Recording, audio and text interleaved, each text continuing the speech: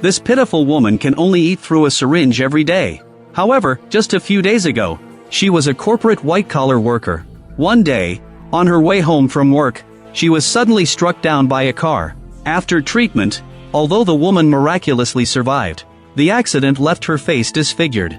Upon learning the truth, she was extremely devastated. Now she felt even uglier. Even eating had become a nightmare in her life. A life worse than death made her contemplate ending her own life. But just then, the plastic surgery hospital sent her a message. They claimed to have a new scientific breakthrough that could make anyone beautiful, no matter how ugly. And they were launching a new promotion that allowed those who met the criteria to become beautiful without spending a dime. Such a good opportunity was hard to believe. The woman was instantly tempted upon seeing this. She quickly asked her friend to drive her to the plastic surgery hospital. After the doctor learned that the woman's name was Rose, he briefly examined her injuries. Then the doctor informed her that she met the criteria for full expense coverage. Although Rose had some doubts, she felt she had no other choice. What Rose didn't know was, this surgery would bring disaster to the entire city. Rose's fate was extremely tragic. Her loving parents died in the accident, and she was left with scars on her face from the crash. Afterward, Rose became an orphan and was sent to a welfare home. Fortunately, not long after, she was adopted by a wealthy man who took her home. Rose became close friends with the wealthy man's daughter Ada. Their relationship remained very close. In fact, they even worked at the same company. It was an international fashion design company. The beautiful Ada was having a successful career, but Rose was ridiculed for her appearance. Naturally, her design work went completely unnoticed.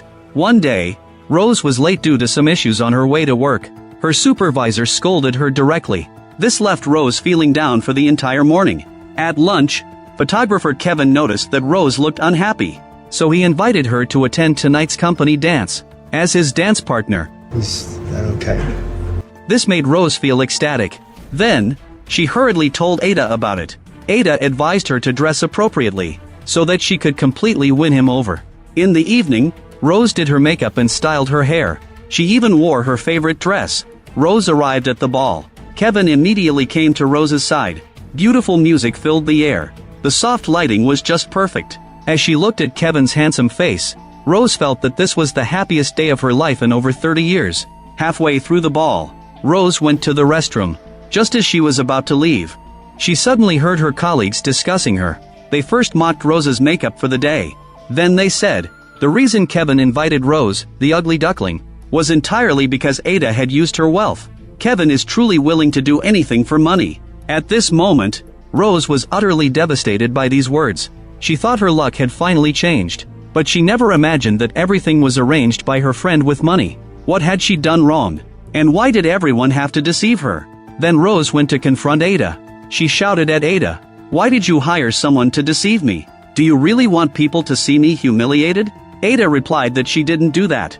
At that time, Kevin told her that he genuinely liked Rose. That's why she tried to set the two of them up. But at this moment, Rose couldn't hear anything. She spat at her best friend and left. Immediately after, Rose had a car accident on the way. Although she was rushed to the hospital for treatment at once, the injuries on her face left the doctors helpless. At this time, Ada received a notification and rushed to the hospital. She stayed by Rose's side until her discharge. Even to make it easier to care for Rose, Ada directly lived and ate with her. Rose's facial injuries were very severe. During her recovery, since her mouth was stitched shut, Rose couldn't speak at all. She could only communicate with her best friend by writing. But there was a large mirror in the room. Rose hurried to the mirror and removed the bandages. When she saw her ugly reflection in the mirror, she was taken aback. Rose didn't understand what sin she had committed in her past life that led to such misfortune in this life. Just as she contemplated ending her life, suddenly, someone sent her an email. The plastic surgery hospital stated that they knew she needed help and were willing to provide free treatment for her. Then, Rose followed the address to find the plastic surgery hospital. Dr. Barron showed her the latest research results. Rose was afraid they might be deceiving her, so she asked Barron why he was helping her. Barron told Rose that they were also in it for profit. If we can fix such a difficult face, then their new results will sell well. Rose thought this made sense. After all, she didn't have anything they could gain by deceiving her. Next, Rose's surgery began. Unexpectedly, the surgery was surprisingly simple. They didn't even need to administer anesthesia. Baron placed a white substance on Rose's face. Then the surgery was declared complete. The total time was less than 2.5 minutes. Rose found it hard to believe, but she followed Baron's advice and stayed in the hospital for a few days. After that, Rose nervously approached the mirror. She removed all the bandages from her face. Looking at her incredibly beautiful face in the mirror, Rose was so excited that she couldn't speak for a moment. The once hideous and terrifying wounds had completely disappeared. Now, she could be considered the second Marilyn Monroe. The most amazing part was that her 800-degree myopia was cured. She was surprised that this new technology was so effective. Looking at her now flawless self from every angle, she couldn't help but like herself more and more. At this moment, she heard someone whistling nearby. Rose stepped outside to see that there was a handsome guy with abs in the pool. Rose walked straight up to the handsome guy. With her newfound beauty, dealing with men was not yet easy. As expected, the handsome guy instantly fell in love with Rose. However, Rose had been single for over 30 years, and had never been with a man. She accidentally bit through the handsome guy's lips. Then Rose quickly ran away. The handsome guy was left stunned in place. The next day, Rose recounted what happened last night to Baron, but Baron said it was just a dream, a side effect of the surgery. She didn't need to worry. It would get better after a while.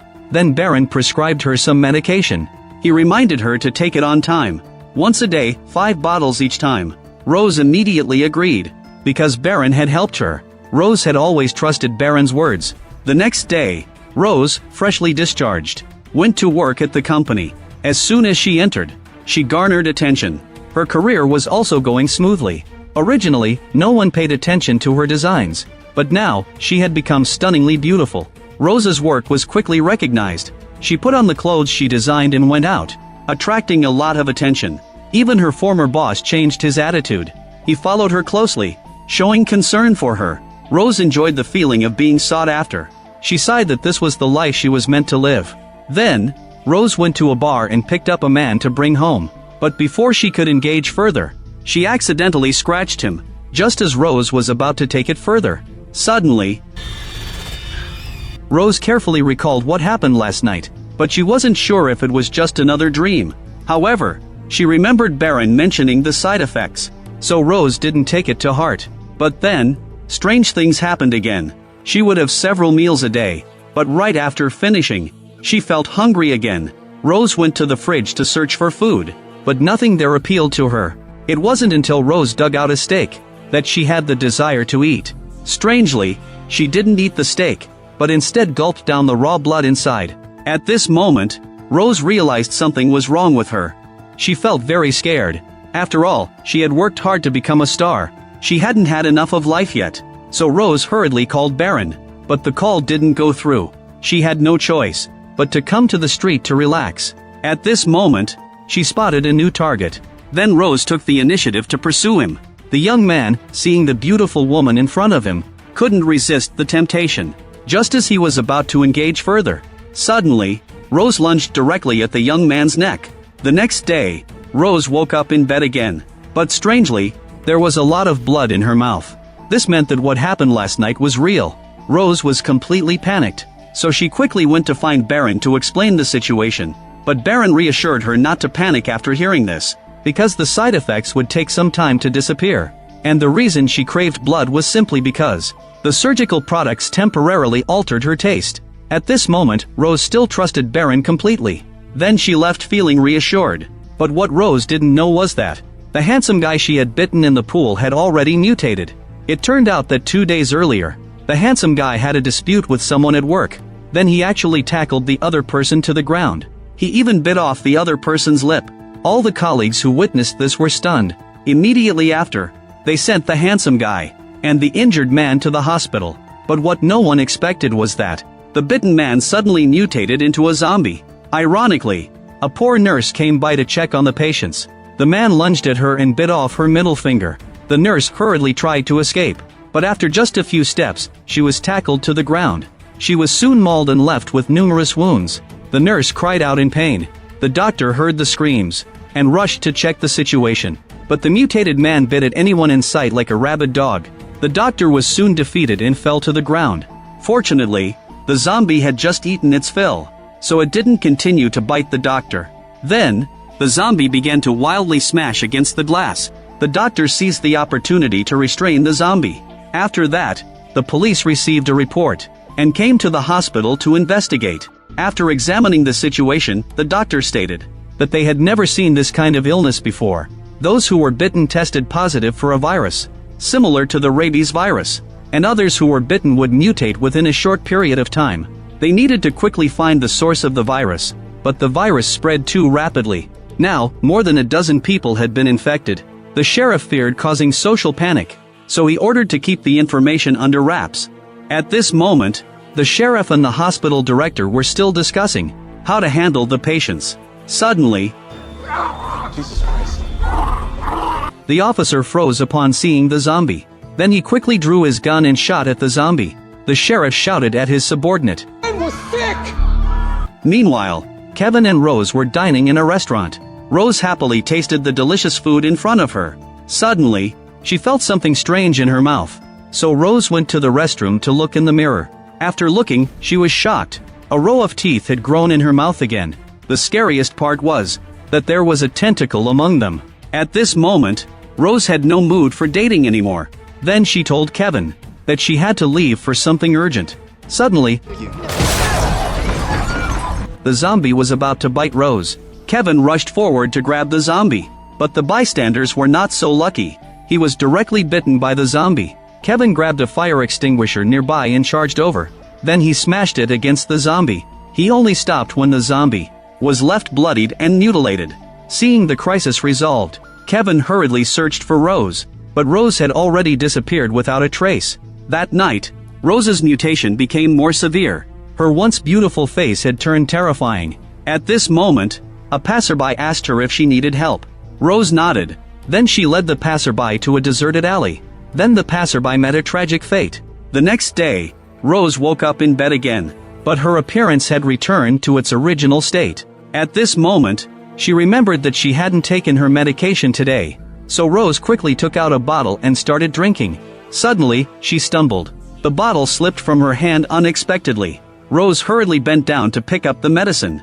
But when she saw that the spilled medicine was blood, Rose froze on the spot. She didn't understand why Baron did this. Rose was just about to go ask Baron about the situation. She suddenly remembered that today was her fashion show. This event was crucial for her. So Rose decided to go to the hospital after the show. As soon as she stepped out of her house, Rose felt unwell. She began to lie on the ground, convulsing uncontrollably. At this moment, two passing thugs noticed her. One of them began recording her with interest. The other one was preparing to approach with ill intentions. But in the next second, the other thug was about to run away, when Kevin arrived and knocked him out cold.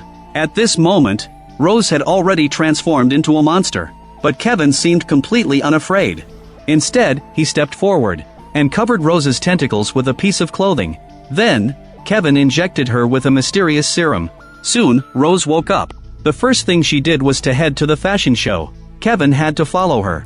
Fortunately, they arrived just in time. The runway show had just begun. There were praises all around. Rose felt happier as she listened. Unbeknownst to her, Ada, as a model, was bitten by zombies before she arrived. Halfway through, Ada suddenly lost her sanity. She tackled her boss to the ground. Then, in front of everyone, she mauled her boss into a bloody mess. The scene instantly descended into chaos. At this moment, Kevin dragged Rose towards the cosmetic surgery hospital. After arriving at the hospital, Kevin told her that if she wanted to stop everything, she needed to enter the secret room in front of her, and Baron was silently watching the two from the side. At this moment, Rose was completely at a loss. She went straight into the secret room with Kevin. At this time, Baron walked out with a smug look on his face. He told Rose that he had been waiting for a long time. This was all thanks to his helper Kevin. Initially, he was worried about not finding a suitable watcher, but unexpectedly, Kevin volunteered to report Rose's situation to him in real time, and that in case of any emergencies, he would bring her to this secret room. The reason Kevin complied so readily was because he fell in love with Rose on her first day at work.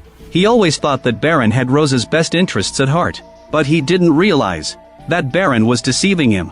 Kevin learned the truth and began to curse at Baron. Suddenly, Kevin was drenched in a basin of blood. Baron had done this intentionally. He wanted to watch the ones he loved kill each other.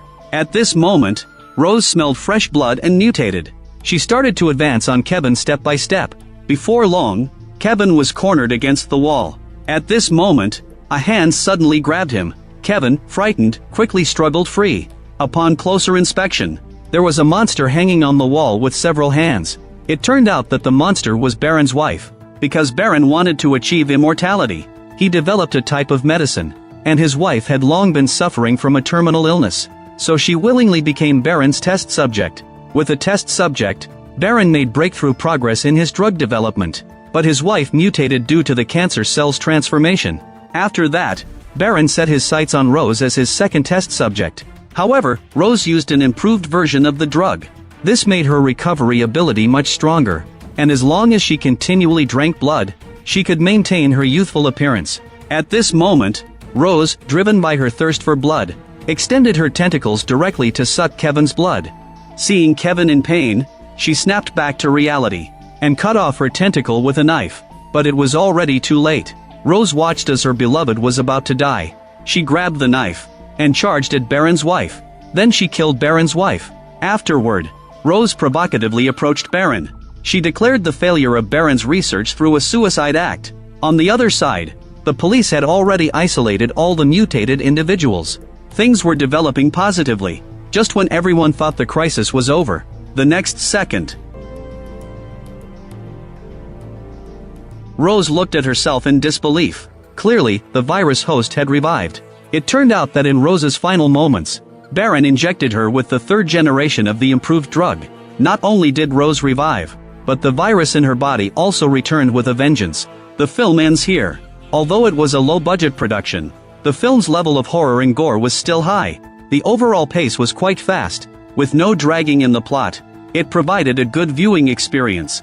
This film reflects one thing: good things don't come suddenly. Although appearance was like a second life for the female lead, her belief in the villain's deceit ultimately led her to a tragic fate. The ending feels abrupt, nearly trying to tease the audience, which gives a sense of a lackluster conclusion. If you like my channel, please click subscribe.